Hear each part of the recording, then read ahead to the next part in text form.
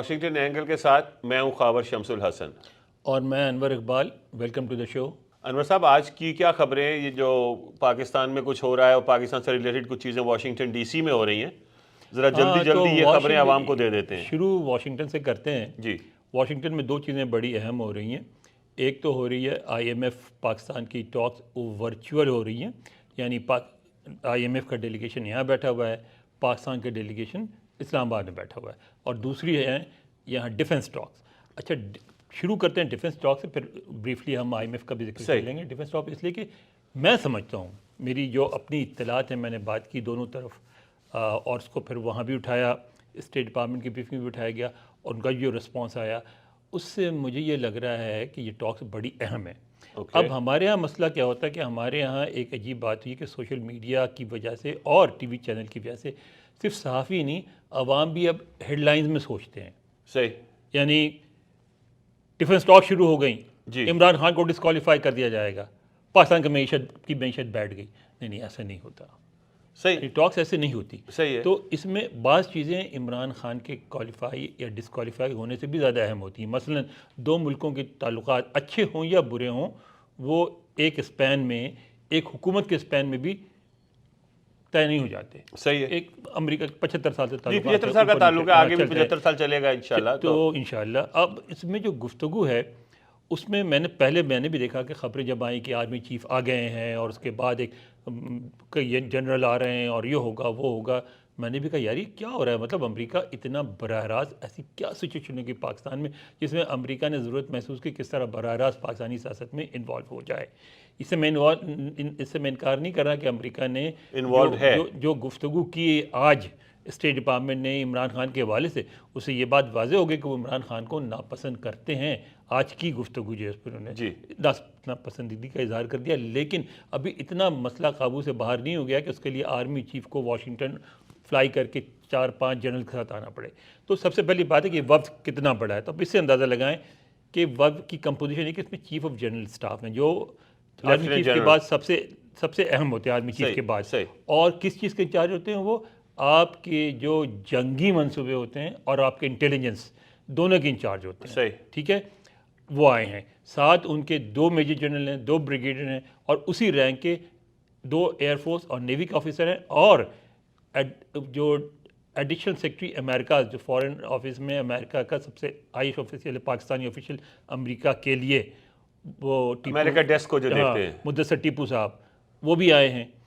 ان سے زیادہ اسٹریٹجی اور سیکیورٹی کا ترجمہ کرتے ہیں لوگوں کے لیے. ابھی کرتا، لیکن جو زیادہ کھل کے گفتگو کی وہ کی ہمارے فارن آفس. انہوں نے صاف کہا کہ اسٹریٹجک اور سیکورٹی اسٹریٹجک اور سیکورٹی ڈائلاگ ہے. اب آج کل کی دنیا میں جب اسٹریٹجک کہا جاتا ہے تو اس کو اردو ترجمہ یوں سمجھ لیں کہ انٹیلیجنس امور ہوتا ہے، اور جب سیکورٹی کی بات ہوتی ہے تو اس پاکستان سے تو اس کا مطلب ہوتا ہے وار آن ٹیرر. یعنی تو اب ہو کیا رہا ہے کہ امریکہ اور پاکستان جو TTP اور دوسرے جو طالبان گروپ ہے ان کے خلاف لڑائی میں تعاون کریں گے.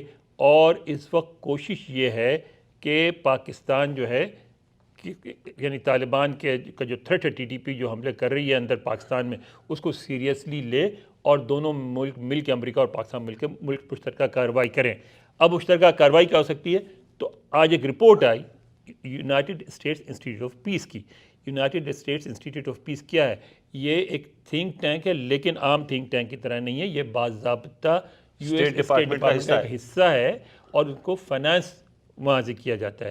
تو اب وہ جو ہے اس رپورٹ میں انہوں نے کہا، نمبر 1 پہلا پوائنٹ یہ تھا کہ طالبان جو ہیں وہ، یعنی افغان طالبان، وہ TTPI کی پشت پناہی کر رہے ہیں اور کرتے رہیں گے. اور یہ بھی کہا کہ ان کے جو امیر ہیں قندھار میں بیٹھے ہوئے، انہوں نے بھی یہ بات وعدہ کر دی ہے کہ وہ TTP کی پشت پناہی سے باز نہیں آئیں گے. دوسری بات کہ کہا یہ گیا کہ اقوام متحدہ اور دوسرے اداروں کے اہلکاروں نے TTP کو باضابطہ افغانستان میں آپریٹ کرتے ہوئے دیکھا. وہ آ جا رہے ہیں، پاکستان میں داخل ہو رہے ہیں، یعنی TTP کارروائی کر رہی ہے وہاں سے. تیسری بات اس میں یہ کی گئی کہ TTP جو ہے پاکستان میں مستحکم سے مستحکم ہوتی جا رہی ہے، لہٰذا اب یہ ضروری ہو گیا ہے کہ ان کے خلاف کارروائی کی جائے. تو میں سمجھتا ہوں کہ یہ جو 2 پوائنٹس ہیں یہ عمران خان کو ڈسکوالیفائی کرنے سے بھی زیادہ اہم ہے, کیونکہ اس کا مطلب یہ ہے کہ اب آپ طالبان کے خلاف ایک اور جنگ میں ملوث ہونے والے ہیں. سر میں نے پچھلے پروگرام میں آپ سے یہی کہا جی تھا بالکل آپ نے کہا تھا کہ جب یہ ہمیں معاشی مدد دے رہے ہیں تو اس کے بدلے ہمیں ایک نئی جنگ میں جھونکا جا رہا ہے, اور ٹی ٹی پی کے خلاف کائنیٹک آپریشن یعنی ایکٹیولی ان کے خلاف آپریشن کا مطلب یہ ہے کہ وہ لائن کراس ہوگی جو طالبان کے اگینسٹ ہے, اور بیفور وی نو ہم ٹی ٹی پی کے ساتھ ساتھ طالبان سے بھی لڑائی کر رہے اچھا ہوں گے. اس میں میرا جو اینگل ہے وہ یہ ہے کہ ہمیں آج یا کل ٹی ٹی پی سے لڑنا ہے. ہمارے پاس آج کوئی راستہ نہیں ہے, کیونکہ یہ ایک تھریٹ ہے. یہ تھریٹ صرف حکومت کو نہیں, یہ پاکستانی ریاست کو ہیں. تو ہمیں کہیں سے بھی مدد ملے اس کو ویلکم کرنا چاہیے اور ہمیں اس تھریٹ سے نپٹنا چاہیے. نہیں ٹی ٹی پی سے بالکل لڑنا چاہیے, لیکن اس کے بڑے کلیئر پیرامیٹرز ہونے چاہیے, اس کی بڑی ڈیفائنڈ ایک وار ہونی چاہیے جس میں میرا نہیں خیال کہ ہمیں اکراس بارڈر جانا چاہیے. بالکل یہ اس اکراس بارڈر اگر ہم گئے تو ہم پھنس جائیں گے. جی وہ ایک سیریس کام ہو جائے گا. جائیں گے. آپ کو بہت زیادہ فورس کے ساتھ ڈسپروپورشنیٹ فورس کو یوز کر کے طالبان جو پاکستان کے ہیں ٹی ٹی پی ان کے اگینسٹ آپریشنز کرنے چاہیے, but within our borders. This is where I would اب میں آپ کو ایک اور ذرا اس خبر میں, چونکہ ہمارا پروگرام ہے تو ایکسکلوسیو بات ہی بتا دوں آئی ایم ایف کے حوالے سے. جی میں کچھ مطلب اشارے نہیں کروں گا کیونکہ وہ لوگ ایکسپوز ہو جائیں گے. سے گفتگو کر رہا تھا تو میں نے 2 سوال کیے جو سب کے ذہن میں ہوتے ہیں. میں نے کہا جناب وہ تو ٹھیک ہے, پاکستان کی معاشی صورتحال بھی خراب ہے اور پاکستان کو امداد بھی چاہیے, اور آپ کا پیکیج تو چاہیے ہی, آپ کے پیکیج کے بغیر تو ہمیں 2 طرفہ امداد بھی نہیں ملے گی وغیرہ وغیرہ. کیا آئی ایم ایف جو ہے نے یہ پاکستان سے آئی ایم ایف پاکستان سے یہ کہہ سکتا ہے کہ اپنے ایٹمی ہتھیار ہمارے یعنی امریکہ کے حوالے کر دو یا ان سے جان چھڑا لو, اور دوسرا یہ کہ اپنے دفاعی اخراجات جو ہیں وہ کٹ کرو؟ تو اس کا جواب ملا کہ نہیں, یہ ہمارے مینڈیٹ سے باہر ہے. ہم دفاع کو ایک سوورین وہ سمجھتے ہیں, ڈومین سمجھتے ہیں کسی بھی ممبر ملک کا, اس میں ہم مداخلت نہیں کرتے. تو ہم کبھی بھی پاکستان سے نہ ہم نے کہا ہے نہ یہ کہیں گے کہ اپنے ایٹمی ہتھیار ہمیں واپس دے دو. لیکن ایک بڑی اہم بات کی ان لوگوں نے جو گروپ میں بیٹھا ہوا تھا, انہوں نے کہا کہ اس وقت پاکستان کے جو اخراجات ہے اس کی صورتحال کیا ہے. میں نے کہا کیا ہے بجٹ کس طرح آپ کا ڈسٹریبیوٹ ہوتا ہے؟ میں نے کہا نہیں, کہنے لگے یہ ہے کہ 40-20-40. میں نے کہا 40-20-40 کیا ہے؟ کہنے لگے 40% آپ کا جاتا ہے قرضوں کی ادائیگی میں, اور 40% جاتا ہے آپ کا ڈیفنس میں, اور ملک کا سارا کاروبار باقی 20% سے چلتا ہے. اس میں آپ 20% جب ہم ریفارمز کرتے ہیں تو اسی 20% میں آپ ادھر ادھر کرتے ہیں. تو 20% میں ادھر ادھر کر کے کتنے پیسے نکلوا لیں گے, کیسے ریفارم نافذ کریں گے, اپنی اکانومی کیسے ٹھیک کریں گے؟ تو آئی ایم ایف آپ سے یہ مطالبہ ضرور کر سکتا ہے, انہوں نے نہیں کہا کہ کر رہا ہے کہ ڈیفنس کٹ کریں. نہیں, ڈیفنس کے اخراجات اپنے سامنے لائیں, رائٹ, کہ کہاں کتنا خرچ ہو رہا ہے, اور خاص طور پہ پینشن پہ کتنا خرچ ہو رہا ہے فوج کے, اور باقی ساری چیزیں, تاکہ پھر ہم بات کر سکیں کہ آپ کٹ کہاں لگا سکتے ہیں. تو انور صاحب جو نیا ٹاپک پاکستان میں آج کل بڑا ہاٹ چل رہا ہے وہ ہے جنرل قمر جاوید باجوہ جو ایکس آرمی چیف تھے. انہوں نے ظفر اقبال صاحب جو جرنلسٹ ہیں, شاعر کے بیٹے بھی ہیں, وہ خبرناک کے نام سے مشہور تھے, آفتاب اقبال, ظفر اقبال کے بیٹے, ان کو انٹرویو میں انہوں نے یہ کہا ہے کہ میرے پاس عمران خان کی کچھ ایسی ریکارڈنگز ہیں جو میں نے خود ریکارڈ کی ہیں, اور ان کو اگر میں منظر عام پہ لے آؤں تو عمران خان کو کہیں چھپنے کی جگہ نہیں ملے گی.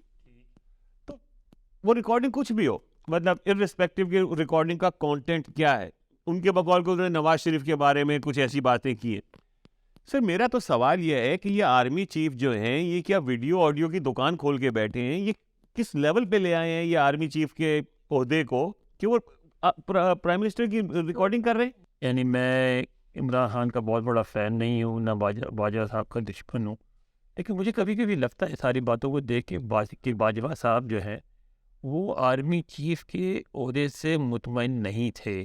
وہ مشرف صاحب کی طرح اور ضیاء الحق کی طرح صدر بننا چاہتے تھے, اور بدقسمتی سے ان کا ٹکراؤ ایک ایسے شخص سے ہو گیا جو دیوانہ ہے. یعنی ایک نارمل پاکستان تو یہی ہوتا ہے نا کہ جب ایسی صورتحال ہوتی ہے کہ جو بھی اس وقت کا وزیر اعظم ہوتا ہے ملک چھوڑ کے بھاگ جاتا ہے. صحیح, ٹھیک ہے. اب نواز شریف صاحب بھی چلے گئے, بینظیر بھی چلی گئی تھیں, تو اس کے بعد وہ ان کو ایک وقفہ مل جاتا 8-10 سال حکومت کرنے کا, پھر دیکھی جاتی آنے کے بعد. اچھا ایک اور شخص جو ڈٹ گیا تھا ذوالفقار علی بھٹو, اس کا دیکھیں انہوں نے انجام کیا, بالکل پھانسی لگی. اور اب یہ ہوا ہے کہ ان کی توقع کے برخلاف عمران خان صاحب جو ہیں نہ صرف ڈٹ گئے ہیں بلکہ وہ ایک قدم اور آگے جا کے مسلسل ان کو بھی ایکسپوز کر رہے ہیں, ان کے بارے میں مختلف بیانات دے رہے ہیں. تو مجھے یہ لگتا ہے کہ اس لڑائی کو اگر دونوں نے یہیں نہیں روکا تو عمران خان تو ایک انڈیویجول ہیں, وہ آج ہیں کل نہیں ہوں گے, لیکن اس لڑائی سے پاکستان آرمی کے ادارے کو بہت نقصان پہنچے گا, کیونکہ یہ بات کس طرح کھل کے سامنے آئے. سر میں تو کہہ رہا ہوں کہ نقصان پہنچ چکا ہے اور پہنچ رہا ہے. بالکل کی بات, یعنی آپ کی بات ہے کہ کیا آپ نے کہا نا کہ کیا کرتے ہیں جی, بیٹ بازی کی زبان چلاتے. بات یہ ہے کہ بھائی فوج ساری دنیا مانتی کہ فوج کا اثر و رسوخ ہوتا ہے, لیکن اس طرح کہ وزیر اعظم کی ویڈیو بنا رہے ہیں آرمی چیف خود کہہ رہے ہیں کہ میں ویڈیو بنا رہا ہوں. اور آج شاہد خاقان عباسی صاحب نے یہ کہا کہ وہ تیسری ایکسٹینشن چاہتے تھے. باجوہ صاحب, آج شاہد خاقان عباسی صاحب نے یہ ایک وہ کہا ہے کہ general Bajwa wanted another extension.